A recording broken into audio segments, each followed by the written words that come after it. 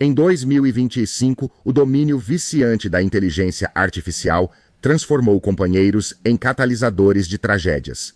Como foi o caso da jovem de 14 anos Juliana Peralta, que criou laços românticos com o personagem. Chatbots, só para a inteligência artificial, incentivar a automutilação e culminar no suicídio dela.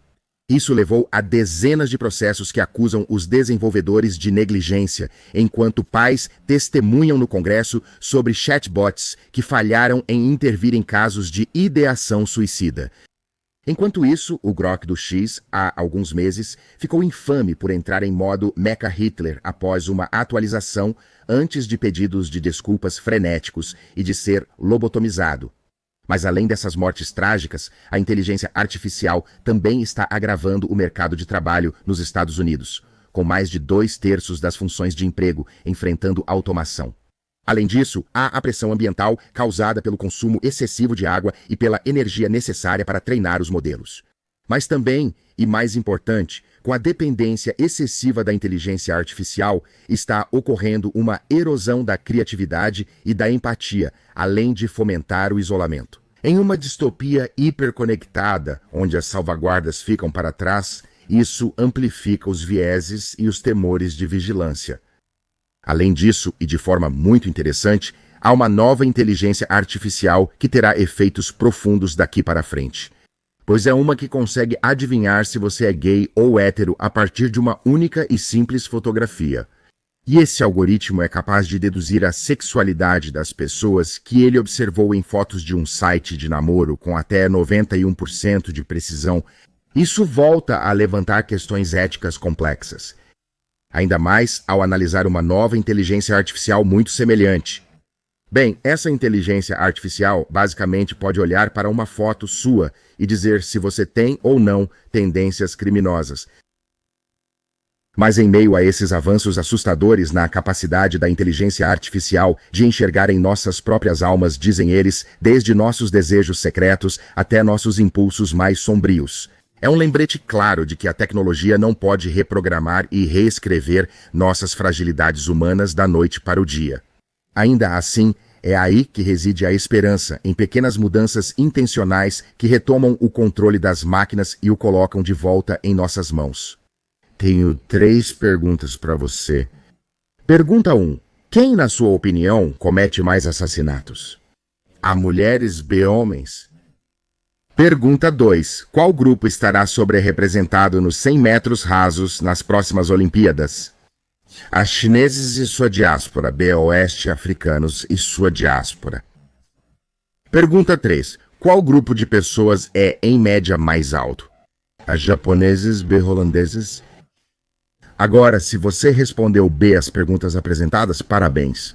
Você é uma pessoa confirmada que estereotipa os outros com base em seu sexo e origem nacional. Então, nos últimos anos, o estereótipo, é claro, ganhou uma má reputação, pois tende a facilitar a hostilidade entre grupos ou entre sexos.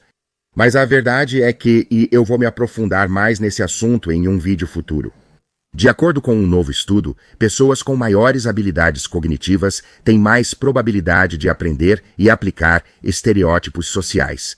Parabéns! Se você é honesto consigo mesmo e responde às perguntas, provavelmente é mais inteligente que quem rejeita o bom senso. Dito isso, notícias vindas da China mostram pesquisas que não apenas ensinaram uma inteligência artificial complexa a estereotipar pessoas com base em sua aparência.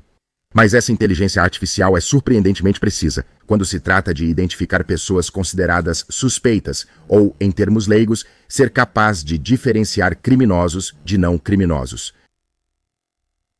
Recentemente vi fotos de antigos detentos da prisão de Leavenworth, Kansas, de cerca de 100 anos atrás, colorizadas pelo artista Matthew Lowry. O que eu reparei é que vários dos prisioneiros pareciam bem de vida.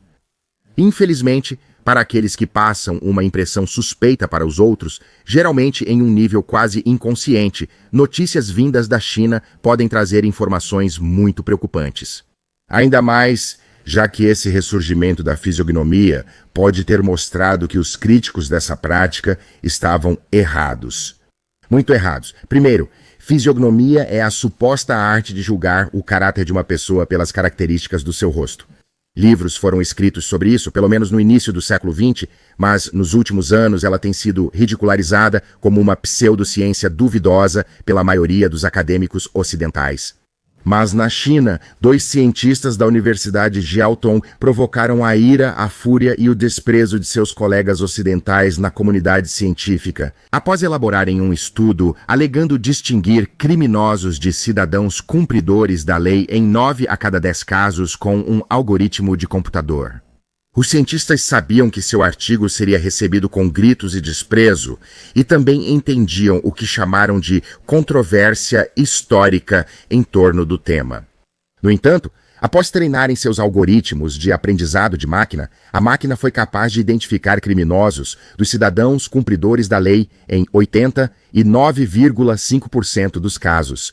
Os cientistas afirmaram que os criminosos pareciam possuir algumas características físicas em comum que ajudaram o computador a identificá-los. Eles afirmaram ter identificado características estruturais como curvatura dos lábios, distância entre cantos internos dos olhos e ângulo nariz-boca para prever criminalidade.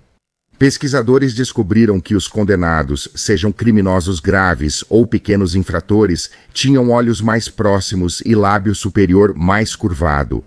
Os pesquisadores também afirmaram que o fator mais revelador não estava em nenhuma diferença específica, mas que os criminosos pareciam ter rostos que diferiam muito da norma e uns dos outros.